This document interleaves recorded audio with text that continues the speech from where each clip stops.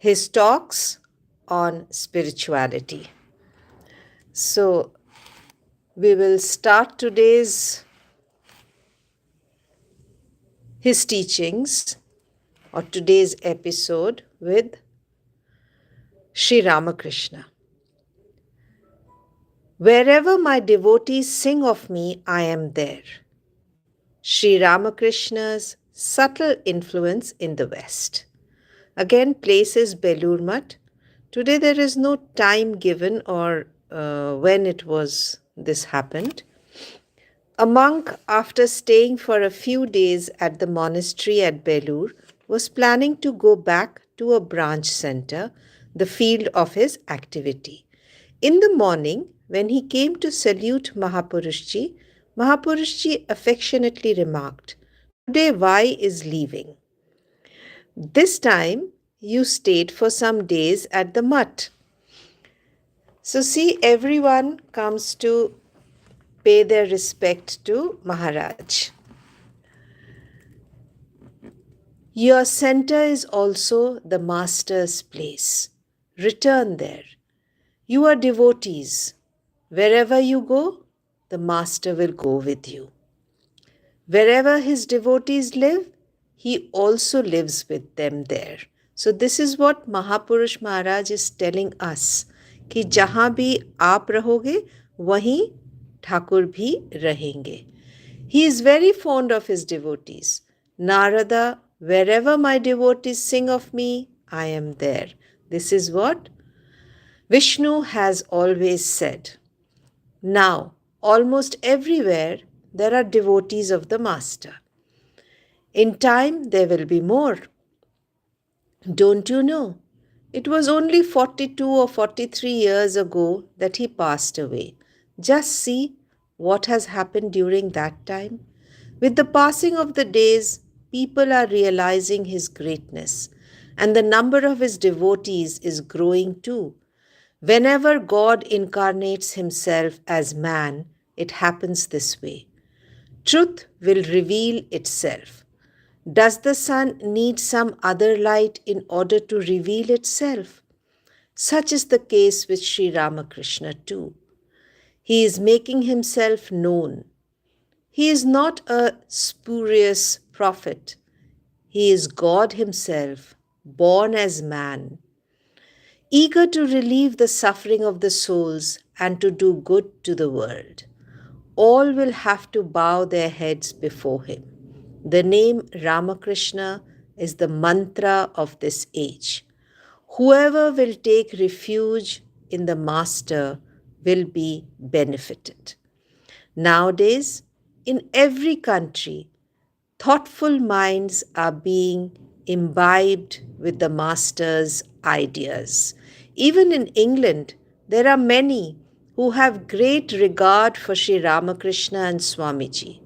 Of course, they are a little hesitant to express it outwardly because India is a subject country, a country under England.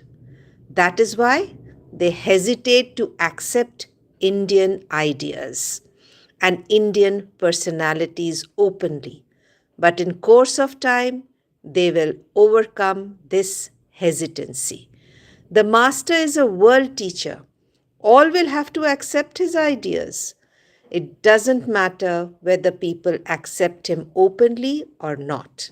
Nowadays, many in the West are of the opinion that the idea of Vedanta originated in their own country and are not foreign to them. Imagine, they think Vedanta is originating in their country. It is not from outside. But Vedanta is India. India and Vedanta are synonymous. Mahapurushji's great compassion. How he blessed a woman who had gone wrong. Again, the place is Belur Monastery. The compassion of great souls floods the world with his mellowed sweetness, even as the moonlight does. It is no respecter of persons, nor does it make any distinction of caste or nationality. The river of their compassion flows freely, satisfying all, rich and poor, high and low, good and bad. One morning, Mahapurushji, after lying down for a while, was seated on his cot. He seemed solemn and indrawn. All of a sudden, he said to the attendant standing near, "Will you go and see if there is someone who wants initiation?" The attendant looked here and there and then went downstairs, where he found a woman who wanted initiation. After inquiring, he was startled by the information she gave about herself. The woman was young and had come from a village accompanied by a man. She told the story of her sinful life and said that although she had been born in a Brahmin family, she went astray in bad company and was living with a man of low caste, he being the man who had accompanied her there. In a remorseful tone, she said, "May I not see him? Once. Would he not be gracious to a fallen woman like myself?"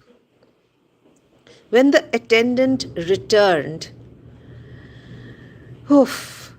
Mahapurushji inquired very earnestly, "Tell me, is someone there?" The attendant reluctantly replied, "Maharaj, a woman is there who wants initiation, but..." Before the attendant could finish what he was trying to say, Mahapurushji remarked, "What of that? Ask her to bathe in the Ganga and come to me after visiting the shrine.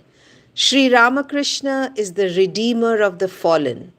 He came specially to uplift them. What will happen to them if he does not come to their rescue? Otherwise, one would not call him the redeemer of the fallen."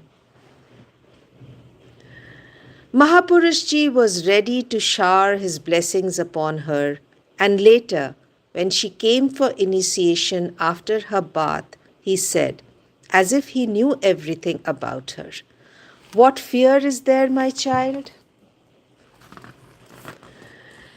You will certainly be blessed since you have taken refuge in Sri Ramakrishna, the Redeemer of the fallen. Say this: whatever sin I have committed in this life and in lives past, I offer them here, that is, to the Master, and I will not sin any more." After initiation, the woman appeared to be altogether a new person. So, this should be always our prayers also, कि जो कुछ भी हमने किया हो, doesn't matter.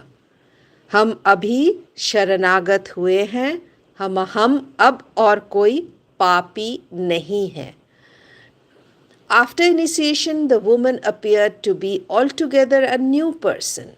Mahapurushji remarked later that day, "Do you know why there is so much sickness in this body, so much suffering? The sins of others are being worked out in this body. Otherwise, why should it suffer so much?" So, a guru like him, हमारे पाप भी वो ले लेते हैं. ऐसे गुरु बहुत कम मिलते हैं. आशा है आप लोग सब इस चीज़ को सोचोगे, इसके ऊपर मनन और चिंतन करोगे, और ऐसे ही और वीडियोस देखने के लिए देवाक्षर के साथ आप लोग जुड़े भी रहेंगे. सभी का मेरा नमस्कार. देवाक्षर को देखते रहिए, चैनल को सब्सक्राइब कीजिए, वीडियोस को लाइक और शेयर कीजिए. Once again, thank you very much.